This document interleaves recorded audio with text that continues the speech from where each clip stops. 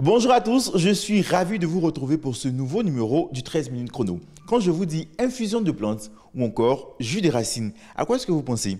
Bien sûr, à la médecine naturelle, aussi appelée médecine traditionnelle. Dans ce numéro du 13 minutes chrono, on va surtout parler de l'intérêt des Ivoiriens pour cette médecine naturelle et surtout, qui sont les acteurs qui se battent au quotidien pour que ce savoir-faire ancestral perdure et traverse le temps. Bienvenue!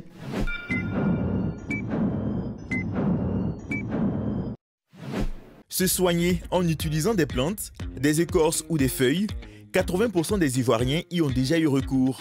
Les médicaments traditionnels en Côte d'Ivoire, on en trouve des milliers, dédiés à guérir différents maux. Notre pays compte environ 6000 naturothérapeutes selon les données du ministère de la Santé, mais il sera environ 5 fois plus nombreux à exercer selon d'autres sources.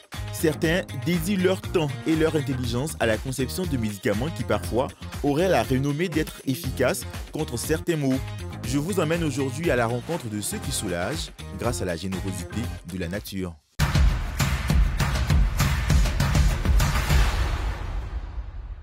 Alors les amis, je me trouve ici dans l'une des plus grandes zones à Abobo où on vend le plus grand nombre de médicaments traditionnels, des plantes, des écorces, des racines. Ici, on retrouve tout. Et des médicaments qui soignent plusieurs maladies. Je vais me rapprocher justement de certaines commerçantes qui m'en diront un peu plus.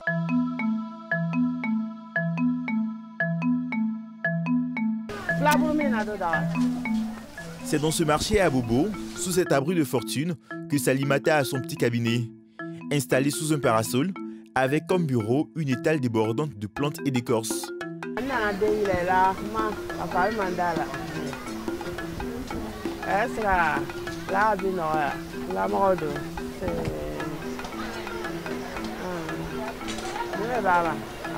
Elle s'apprête à recevoir sa patiente pour sa première consultation de la journée. Qu'est-ce que tu as remarqué sur l'enfant qui n'allait pas? On m'a dit que le bébé n'a pas vu, donc je l'ai envoyé chez la vieille. Là. Elle m'a dit d'aller chercher Canary, donc j'ai envoyé Canary. Elle va faire mes médicaments là. 3 minutes après l'explication des symptômes, Salimata décèle le mal et propose un traitement à base de feuilles et d'écorces. Arrivée là-bas, elle va se laver, elle va laver bébé, faire bouillir bien. Et puis elle lave bébé avec, lui donne aussi à boire. Et ça, c'est les feuilles de quoi? Feuilles là. Ça, c'est les feuilles que maladie que l'enfant porte là. On appelle ça fassa.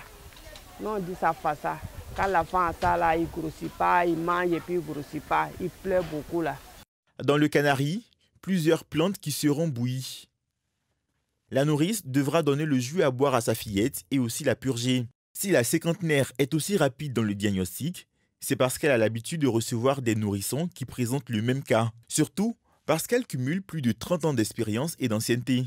La science des plantes lui a été apprise et léguée par sa mère. J'ai commencé avec ma vieille, mais elle est décédée.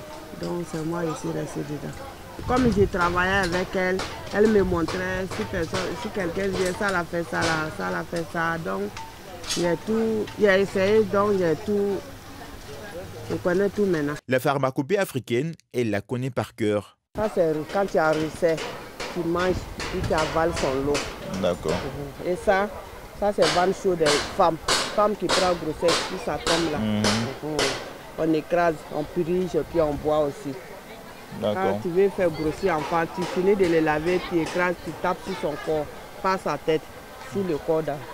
Sinon sa tête va grossir. Sa tête là, grossir. À côté, nous retrouvons Nadiata. Entre ses mains, des intrants qui serviront à la conception de bracelets pour bébés. Après l'école, elle s'installe dans ce marché où elle apprend aux côtés de ses parents. Et cette poudre là, c'est pourquoi? Cette poudre-là, c'est pour constipation. Ça nettoie le ventre. D'accord. Et ça base de quoi? Ça, bon, ça base là qu'on appelle le durin. D'accord.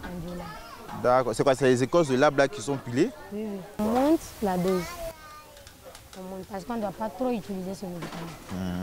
Donc, d'accord. Donc, vous faites attention à lui montrer chaque fois la dose normale qu'il doit prendre. Dans ce marché situé dans la commune d'Abobo, les praticiens traditionnels seraient estimés à près de 1 millier. Chaque jour, ils sont visités par des centaines de malades à la recherche d'une guérison par le naturel. Mais voilà, Après des dizaines d'années d'existence, cette pharmacie naturelle grandeur nature sera rasée car elle sera installée sur un site censé accueillir le métro d'Abidjan. Vous êtes déjà dans le système, donc si on doit vous déloger, on doit penser à vous relocaliser. Mais ils ne vous ont pas dit où est-ce que vous pouvez vous installer après? Non, pas encore. On n'a pas d'endroit où aller. C'est pourquoi nous sommes toujours ici. Soigné grâce à la nature, un autre en a fait son sacerdoce. Pour le rencontrer, direction Cocody.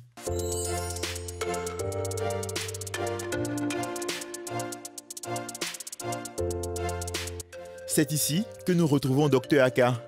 Dans son cabinet, un espace est entièrement dédié aux plantes médicinales. Des plus simples aux plus graves, ces produits aideraient à soulager plusieurs maladies.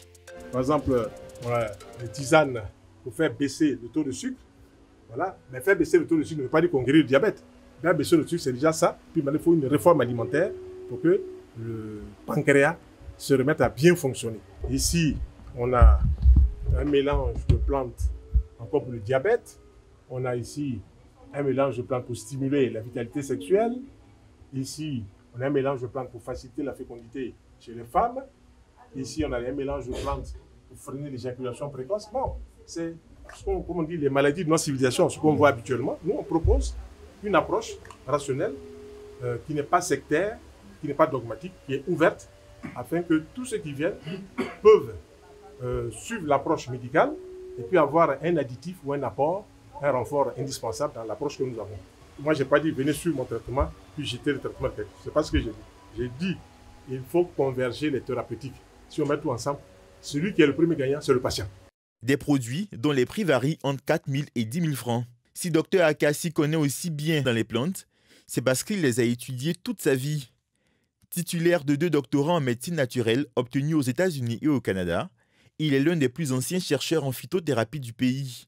Sa spécialité, c'est de soigner grâce aux plantes et à l'alimentation.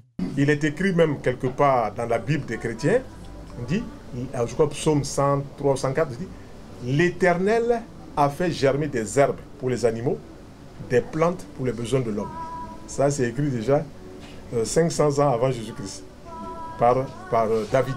La générosité de la nature. Ok, la générosité de la nature. Alors, naturothérapie, c'est un vocable. Derrière naturothérapie, il y a quoi? Il y a l'alimentation saine. On propose la bromotothérapie, se soigner par l'alimentation saine. On propose des plantes médicinales, phytothérapie. Phyto en grec, ça veut dire plante, pour se soigner. On propose les extraits de plantes, les essences de plantes, des huiles essentielles, aromathérapie. Depuis plus de 43 ans, il sauve des vies en utilisant des régimes alimentaires et les plantes.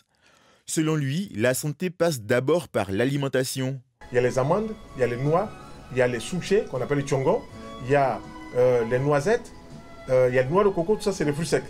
Et ces fruits secs sont bourrés de vitamines, de sels minéraux, de micronutriments. Celui qui mange même 2 fois, 3 fois des fruits secs, ça rassasie bien et ça donne plein d'énergie. Celui-là aussi se portera bien. Des jeunes étudiants qui vont manger à checker poisson au matin, à checker poisson midi, à checker poisson le soir. Ça c'est un régime. Un régime devient déséquilibrant à un certain moment. Et vous allez faire une enquête sur ces jeunes-là, vous allez voir que beaucoup sont constipés. Parce qu'ils ne mangent pas de fruits, ils ne mangent pas de légumes. Bref, c'est un problème d'éducation. Bien se nourrir avec des fruits et des légumes, le bon sucre et le bon cholestérol évitera au corps de contracter certains maux.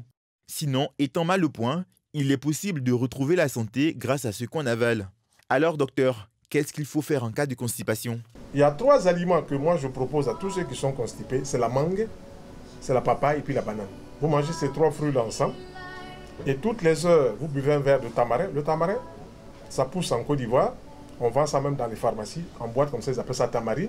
C'est pour laxer le tube digestif. Après 43 ans de métier, le meilleur héritage qu'il pourrait laisser aux prochaines générations, c'est son savoir. Raison pour laquelle il a sorti plusieurs manuscrits pour partager ses connaissances avec le maximum de personnes. Dans son cabinet, une quinzaine de collaborateurs qui apprennent aussi à soigner par les plantes. Parmi eux, Cyril. Après avoir accompagné sa mère pour des soins, il décide d'y rester pour apprendre davantage sur la naturothérapie. Je suis allé le croiser pour des problèmes de santé concernant ma mère et j'ai échangé avec lui. Et c'est comme ça que j'ai suivi la formation avec Dr Aka Félix, la formation en naturothérapie. Et une formation de 3 à 4 ans avec la pratique et tout. C'est comme ça que j'ai commencé à exercer avec lui. Voilà un peu comment c'est venu. Selon des études, plus de 20 millions d'Ivoiriens auraient déjà eu recours à la médecine traditionnelle. Si cette science est autant consommée, c'est pour des raisons à la fois culturelles et économiques. La médecine traditionnelle étant perçue comme moins chère que la médecine moderne. Mais cette médecine rencontre de nombreuses difficultés. Pour y faire face, plusieurs associations de tradipraticiens ont décidé de s'unir en une fédération. Nous avons rendez-vous ce matin avec leur président. Lui, c'est Didier, le président des tradipraticiens et naturothérapeutes de Côte d'Ivoire. La fêtière dont il est président depuis quelques années compte une centaine d'associations. La médecine traditionnelle, elle est la mère de toutes les médecines. Donc c'est depuis l'origine, depuis que l'être humain existe, nous existons avec la médecine traditionnelle. Aujourd'hui, les médicaments sont appelés MTA, médicaments traditionnels améliorés. Améliorés non seulement dans sa présentation, mais dans la posologie. Et même, il y a des formations qui existent. Que nous, chaque fin du mois ici, par exemple, nous organisons des formations. L'un de ses combats ultimes, c'est de lutter pour l'authentification des médicaments traditionnels. Aujourd'hui, quand on parle du grand conseil du monde, quand on parle de cette mondialisation, nous allons exprimer quoi? Technologiquement, on ne peut rien proposer, mais au moins nous pouvons proposer quand même notre médecine traditionnelle. Faire de la Côte d'Ivoire la victime, la plaque tournante de la médecine traditionnelle. Ici, nous sommes capables, nous avons plein de médicaments, nous avons les hommes qu'il faut. Je pense que nous devons aider ces secteurs d'activité-là, sincèrement. Le but de la fédération est d'organiser la médecine traditionnelle pour une meilleure structuration et aussi pour éviter les dérives. Et la professionnaliser, ce n'est pas seulement dans les dires, avoir des cartes, non. Mais il faut pouvoir partout créer des cliniques. C'est ça, ça y va avec la professionnalisation. Les cliniques, pour que n'importe qui est malade, ils viennent nous consulter, nous ouvrons notre annuaire, on dit allez-y voir qui de droit. Imaginez tous les naturothérapeutes identifiés. Cela empêche que n'importe quelle brebis galeuse s'infiltre. Un adage dit celui qui a faim n'est pas un homme libre. Mais moi je dis que celui qui est malade, c'est encore pire. Il est 7 fois condamné. La médecine traditionnelle est une pratique ancestrale qui tire ses sources dans la nature et parfois dans la spiritualité. Elle est la mère de plusieurs sciences modernes. Dans son évolution, un gros défi se présente à elle, la véritable structuration, un cap qui lui permettra de sauver plus de vies.